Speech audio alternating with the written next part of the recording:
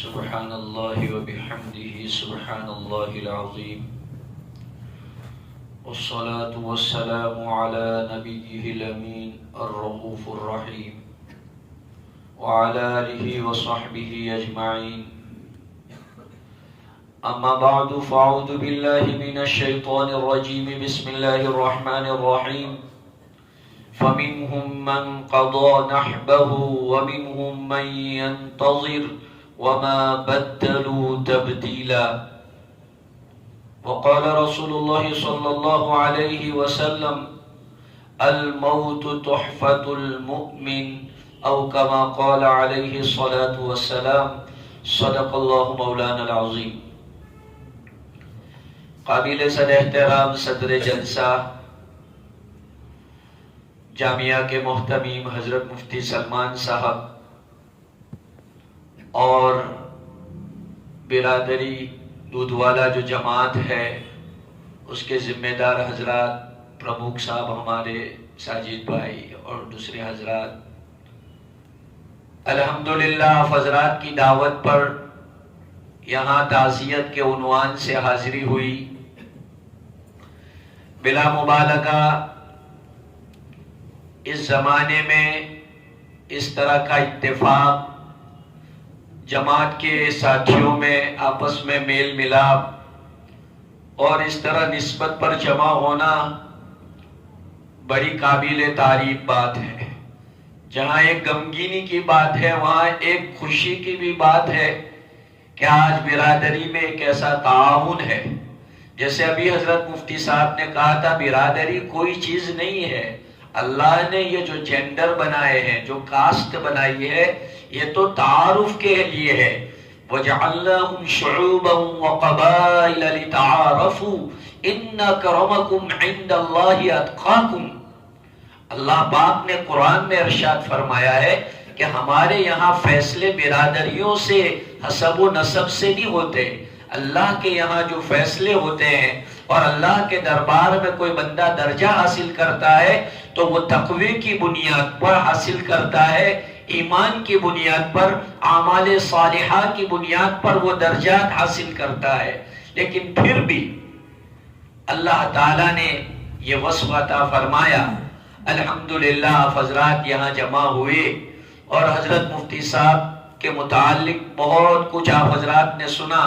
اب وہ حضرت مجھے کہنے آئے تھے کہ بھائی 20 منٹ سے زیادہ، میں نے کہا دعا کرا دو کیونکہ کوئی چیز باقی بچی نہیں ہے. لیکن چونکہ اب میں آیا ہی ہوں اس عنوان کے اوپر تو بہانے کے طور پر دو چار باتیں عرض کر کے میں جو ہے بات کو ختم کر دوں گا. بزرگوں اور بھائیوں، یہ ہمارے علماء نے جو تعزیتی جلسوں کا جواز قرار دیا ہے، اس کی در حقیقت علت یہ ہے جو ابھی آپ سن رہے تھے کہ ہمارا جو نیو جنریشن ہے، ان نیو جنریشن کے اندر ان کی یہ باتیں سن کر ایک شوق، ایک ذوق، ایک ولولہ پیدا ہو. کہتے ہیں کہ خربوزہ خربوزے کو دیکھ کے رنگ پکڑتا ہے. تو اس طرح سے جو ہے دوسروں میں حوصلے پیدا ہو. دیکھو اللہ کی ذات سے کبھی آدمی کو نا امید اور مایوس نہیں ہونا چاہیے. اگرچہ مفتی ذاکر جیسا کوئی آدمی نہیں آ سکتا، لیکن اللہ پاک سے کوئی بعید نہیں ہے. اللہ ان سے بھی بہتر ملا سکتے ہیں. اللہ کے خزانے میں کوئی کمی نہیں ہے. زمانہ ایک مرتبہ ہمارے یہاں حضرت مولانا ابو بکر غازی پوری کسی عنوان سے ہمارے مدرسے میں آئے تھے. انہوں نے بہت اچھی ترتیب سے سمجھایا تھا کہ دیکھو کوئی عبداللہ ابن مسعود بننا چاہے تو بن سکتا ہے، نہیں بن سکتا. کوئی امام ابو حنیفہ بننا چاہے تو بن سکتا ہے، نہیں بن سکتا. کوئی امام بخاری بننا چاہے ابھی اس زمانے میں تو بن سکتا ہے، نہیں بن سکتا. پھر حضرت نے ترتیب سے سب سمجھایا اور پھر حضرت نے یہ سمجھایا کہ اب میں یہ کہتا ہوں کہ موجودہ لوگوں کی قدر کر لو، آگے چل کے ایسے بھی نہیں ملیں گے. بہت زبردست بات بتائی ہے کہ آج میں اور آپ مفتی ذاکر، آگے زمانہ ایسا آئے گا کہ میں اور آپ ترسیں گے. آج تو الحمدللہ ایسے فکر مند علماء آپ کے علاقے میں ہے تو تقریباً دودھ والا فیملی کے اندر 150 حفاظ ہے. 150 تو حفاظ ہے اور 15 تو عالم ہے اور کتنے مفتیان کرام ہیں. یہ آپ کے لیے بہت فخر کی بات ہے، بہت عزت و احترام کی بات ہے. ایک پیاری حدیث سناؤں؟ دوسری مرتبہ بلاؤ گے؟ دوسری مرتبہ بلاؤ تو میں سناتا ہوں یار. مفت میں تو آج کوئی بھی کچھ نہیں دیتا. حدیث شریف میں آتا ہے، غور سے سنو، بہت پیاری حدیث ہے. حضرت رسول اکرم صلی اللہ علیہ وسلم نے ارشاد فرمایا کہ جس قوم میں اللہ کے برگزیدہ بندے رونے والے ہوتے ہیں، اللہ پاک اس قوم کے اگلے لوگوں کی مغفرت فرما دیتے ہیں. آج بتائیے دودھ والا فیملی میں تقریباً 10,000 ممبر ہیں. 10,000 افراد میں سے 100-150 تو ایسے ہوں گے نا جو اللہ کے سامنے آنسو بہا رہے ہوں گے، تو پوری برادری کی مغفرت ہو جائے گی. کتنی بڑی بات ہے، کتنی بہترین حدیث ہے. اس سے برادری کے لوگوں کو فائدہ اٹھانا چاہیے. مفتی صاحب تو چلے گئے، وہ موبائل میں مرتبہ آیا تھا کہ بھائی لوگ کندھا دینے کے لیے جو ہے اڑا چڑھی کرتے ہیں، یہ کیا آگے بڑھتا ہے وہ آگے بڑھتا ہے. تو زندگی میں یہی کندھا دے دیا ہوتا تو بیچارہ کتنے آگے بڑھ جاتا. تو آج ابھی مفتی صاحب نے کہا کہ بھائی قوم مردہ پرس ہو گئی ہے، وہ تو چلے گئے. اب ابھی ہم جتنی تعریفیں کریں گے کیا ہے، اللہ پاک نے جو ہے ان کا سب کچھ لکھ دیا ہے، نامہ اعمال سب ہو گیا ہے. اور انشاءاللہ جیسے ابھی بتایا کہ خاتمے کا اعتبار ہے. حضرت مفتی صاحب پڑھانے کے بعد گھر گئے، سینے میں درد ہوا تو 3 مرتبہ زور سے اللہ اکبر اللہ اکبر اللہ. تو وہ بازو میں جو دوسرے مولانا تھے تو کہتے ہیں ان کو تو عادت ہے، وہ تو چلاتے رہتے، ان کو یہی عادت تھی کبھی زور سے سبحان اللہ اللہ اکبر. گاڑی میں ہم آتے تھے تو گاڑی تھوڑی وہ جمپ کرتی تھی تو سبحان اللہ لا الہ الا اللہ فوراً ایسا کرتے رہے. ان کو عادت تھی. تو یہ اچھی عادت ہے، آدمی ایسے ویسے الفاظ زبان سے نکالتا ہے، اس سے بہتر ہے. تو یہ خاتمہ بالخیر کہا جائے گا کہ مرتے وقت آدمی کے زبان پر جو ہے اللہ کا نام ہے. یہ خاتمہ بالایمان ہے. ہم کیا سمجھتے کہ وہ مرتے وقت لا الہ الا اللہ زبان پہ آنا چاہیے. حضور صلی اللہ علیہ وسلم کی زبان پہ کیا آیا تھا؟ اللہم بالرفیق الاعلی، یہ لفظ تھا. تو یہ ضروری نہیں ہے کہ لا الہ الا اللہ کا لفظ زبان پر ہو، کوئی بھی توحید کا کلمہ.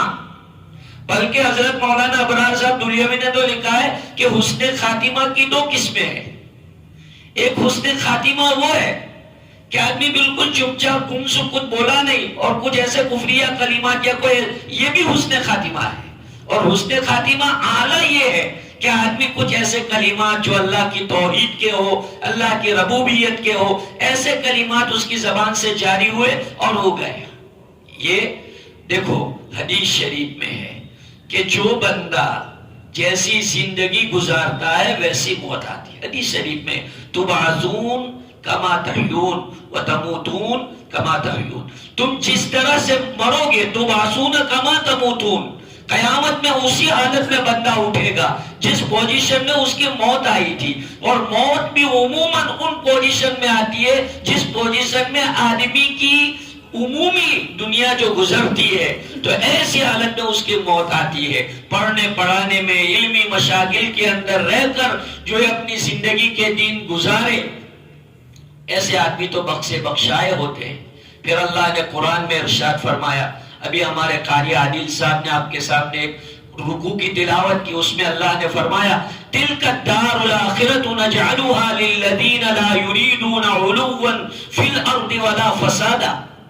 یہ 2 وصف جو بیان کیے ہیں، حضرت قاری صاحب نے جو رکوع پڑھا تو اس میں اللہ نے فرمایا کہ یہ آخرت کا گھر یعنی جنت ہم نے ایسے لوگوں کے لیے بنائی ہے جس میں تکبر نہیں ہے اور جس میں لوگوں کو ایک دوسرے کو لڑانا، ڈیوائیڈ اینڈ رول والی کے لڑاؤ اور حکومت کرو، ایسی ان کے اندر چال بازیاں نہیں ہے. ہمارے مفتی صاحب بالکل اس کی مثال تھے کہ نہ کوئی بڑا ہے کچھ نہیں اور ادھر کی ادھر کرنے کا ان کے اندر کوئی نہیں تھا.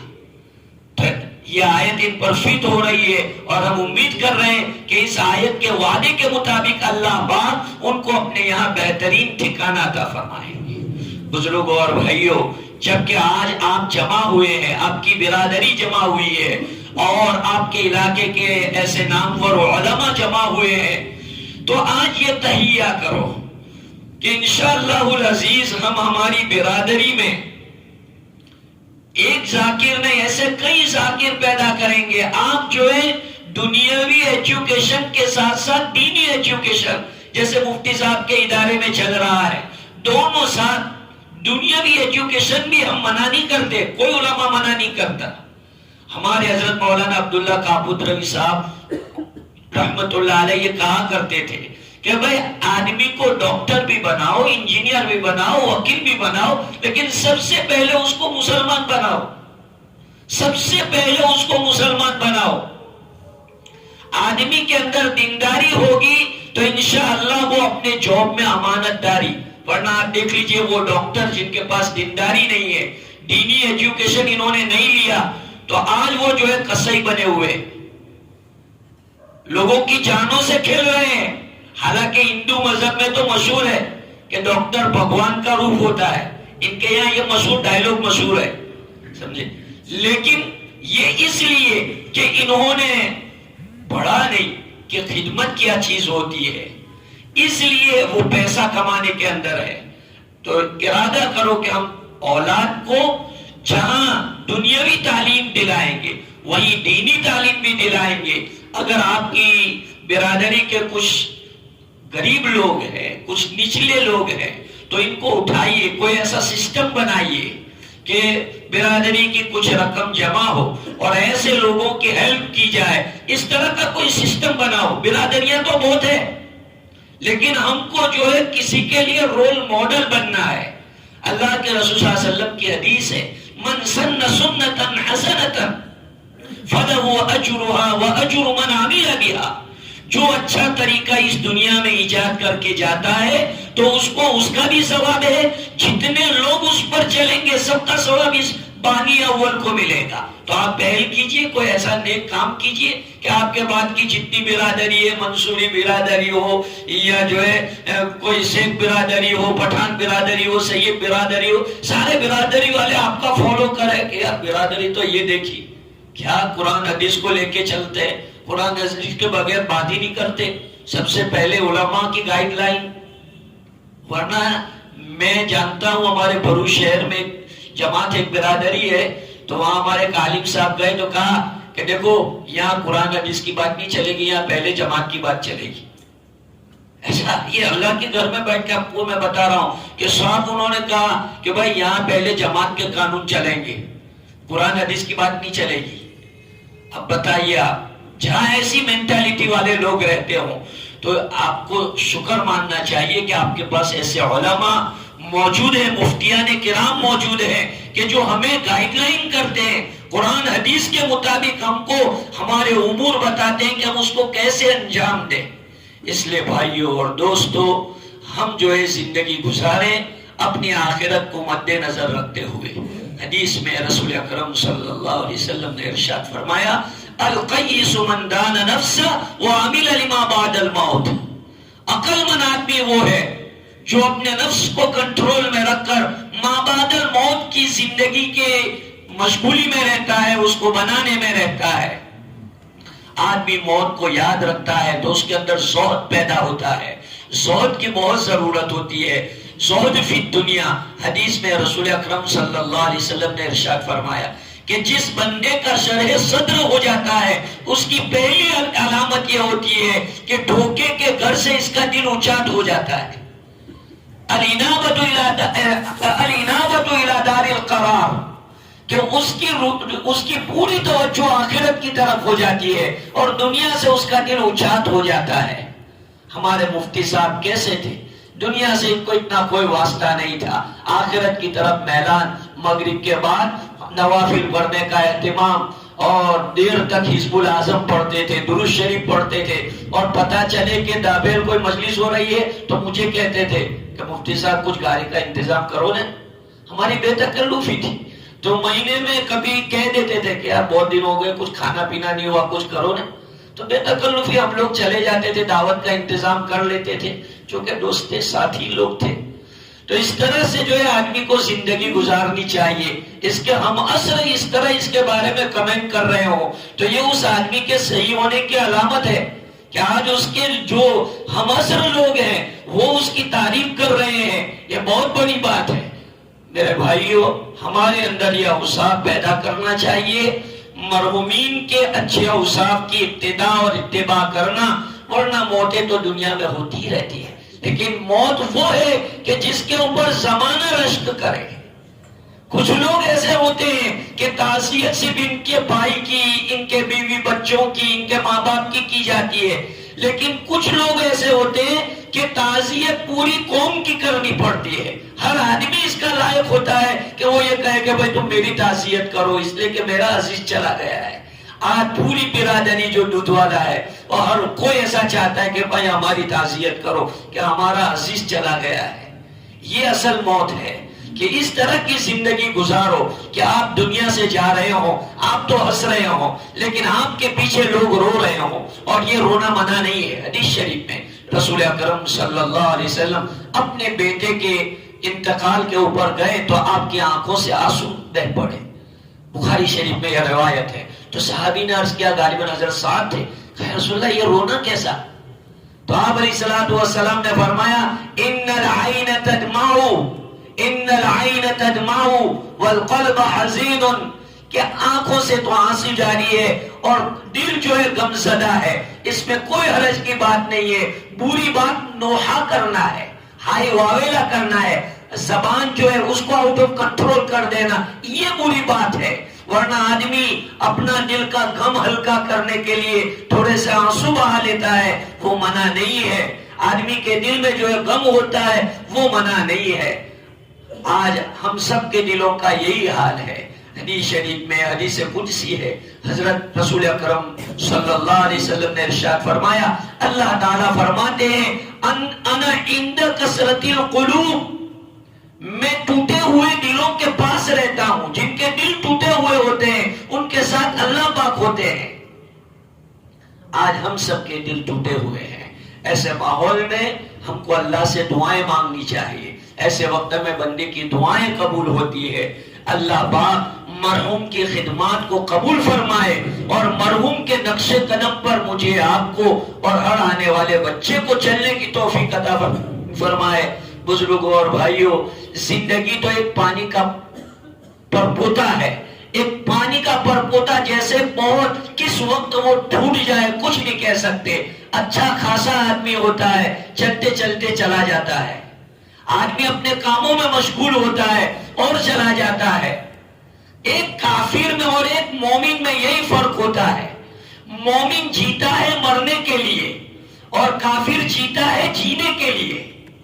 ایک کافر اور مومن کی زندگی کا فرق ہے، مومن جیتا ہے لیکن وہ جیتا مرنے کے لیے ہوتا ہے، اور ایک کافر جو جیتا ہے اس کا مقصد ہی دنیا ہوتا ہے اور اسی کو وہ سب کچھ سمجھتا ہے۔ اس لیے بھائی اور دوستو، ہم اپنی زندگیوں میں اپنی ساری ایکٹیویٹیز کے ساتھ ساتھ ہم آخرت سے غافل نہ ہو، موت سے غافل نہ ہو۔ ہر وقت ہمارے سامنے آخرت کا استحضار ہونا چاہیے۔ جب آدمی کو موت کا استحضار ہوتا ہے تو اطاعت میں لذت محسوس ہوتی ہے، آدمی کو اطاعت کے اندر قوت اور طاقت ملتی ہے، نمازوں کے اندر آدمی کو چستی ملتی ہے۔ ایک آدمی آئے رسول اکرم صلی اللہ علیہ وسلم کے پاس اور کہا، اوصینی یا رسول اللہ صلی اللہ علیہ وسلم، کہ مجھے کوئی ایسی وصیت کر دو جو بالکل شارٹ ہو، مختصر ہو، جس کو میں آسانی کے ساتھ یاد بھی رکھ سکوں۔ تو آپ علیہ السلام نے فرمایا کہ تم جب نماز پڑھو تو الوداع کرنے والے کی طرح نماز پڑھو، یعنی اس طرح نماز پڑھو کہ گویا کہ تم اب یہ نماز کو الوداع کر رہے ہو۔ ظاہر بات ہے، اگر کسی آدمی کو یہ کہا جائے کہ بھائی آج کی تمہاری یہ عشاء کی نماز لاسٹ نماز، بتاؤ کتنے اخلاص سے وہ سجدہ کرے گا، کتنی اخلاص کے ساتھ وہ نماز کو پوری کرے گا۔ یہی خیال آدمی کو ہر نماز کے وقت ہونا چاہیے کہ پتہ نہیں آج میں نے عشاء پڑھی، فجر کا موقع ہاتھ آئے گا کہ نہیں آئے گا، آج میں نے غسل کیا، پتہ نہیں اب دوسرا غسل میں خود کر سکوں گا کہ کوئی مجھے کرائے گا۔ یہ استحضار آدمی کو ہر دن ہونا چاہیے، تو انشاءاللہ آدمی جو ہے اطاعت کے اندر آگے بڑھے گا، اللہ تعالیٰ کی معرفت میں آگے بڑھے گا اور دھوکے کے گھر سے اس کی خواہشات دور ہوگی۔ اصل چیز یہی ہے کہ ہم دنیا سے دوری پیدا کریں، آخرت کی طرف اپنی توجہ پیدا کریں. دنیا کی محبت اور ہوس اور خواہشات جو ناجائز ہوتی ہے، ان کی محبت آدمی کو گناہوں کی طرف لے جاتی ہے، نافرمانیوں کی طرف لے جاتی ہے.